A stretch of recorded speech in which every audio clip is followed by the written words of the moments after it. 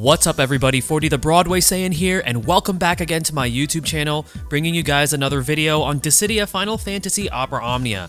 In today's video, we're going to be talking about Faris' LD weapon because it is going to be coming out soon on Global Opera Omnia in conjunction with the Transcendence 2 event. She's also going to be getting a minor rework as well with this LD weapon. But before we talk about that, if you guys are brand new to the channel, be sure to hit that subscribe button and turn on that notification bell. That way you guys are not missing out on future uploads. And if you guys enjoy what you see on this channel, be sure to hit that like button and share this video as it does help me out. As always, don't forget to check out all of the fantastic resources out there for Dissidia Opera Omnia. Links will be down below in the video description as well as the pinned comment. And last but not least, don't forget to check out all of the rest of the fantastic content creators for this game.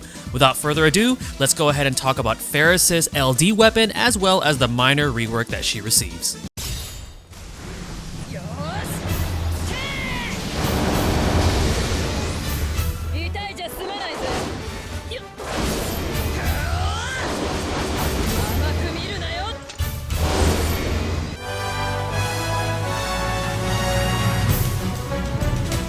Alright guys, so we're going to go ahead and talk about Faris' LD weapon as well as the small rework that she does get. This is going to be coming out soon to Global Opera Omnia with the Transcendence 2 event. Now in terms of the rework, because it is minor, I'm not really going to show off what the skills get because honestly there's not really too much to it, but her rework is first going to consist of an upgrade to her C50 passive Crown's Order. So now that 10% increase to the party's initial Brave and Max Brave is going to trigger when Faris masters an ability. And the way she masters an ability is she uses it, and then afterwards you're going to see those little stars appear on top of her head, which is pretty much something that comes from Final Fantasy V. Now her skill 1, Water World, the rework is now going to be adding a self-water enchant effect to her Pirate's Way framed buff, and it's now also going to deal 50% HP splash damage. And then afterwards the rework to her skill 2, Open Fire, and its plus variant, the debuffs that it inflicts, in particular the attack down and defense down, is now going to be at 70%. So the debuffs are more potent, and then the base version of the skill is now at 150% Stolen Brave Overflow, and the plus version is now at 180% Stolen Brave Overflow.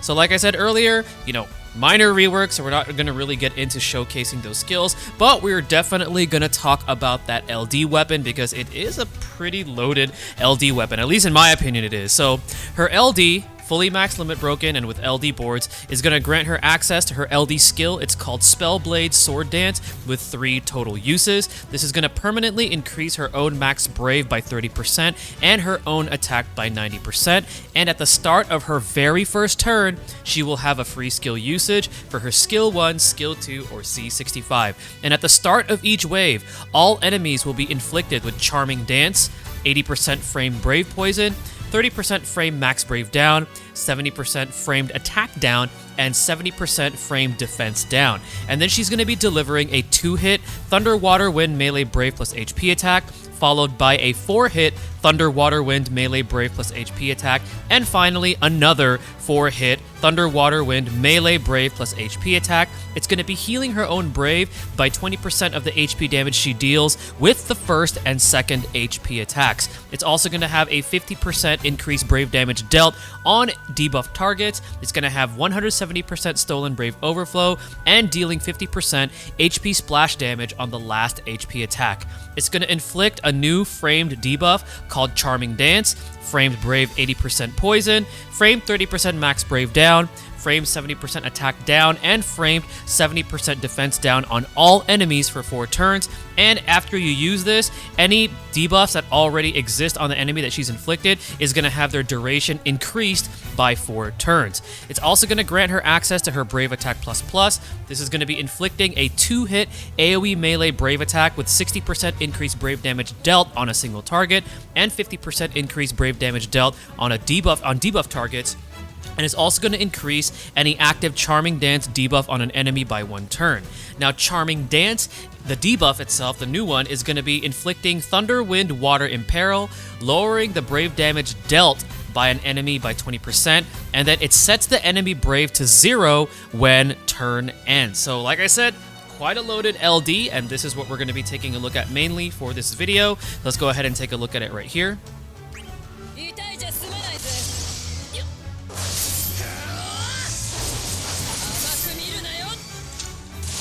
we go.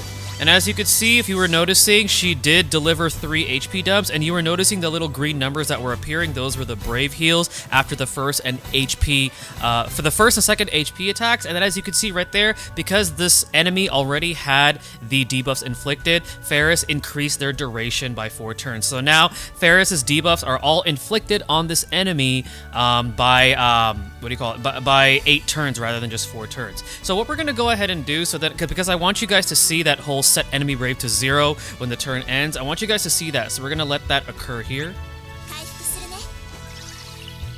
And I am taking a Final Fantasy V party because why not? I do want you guys to see that.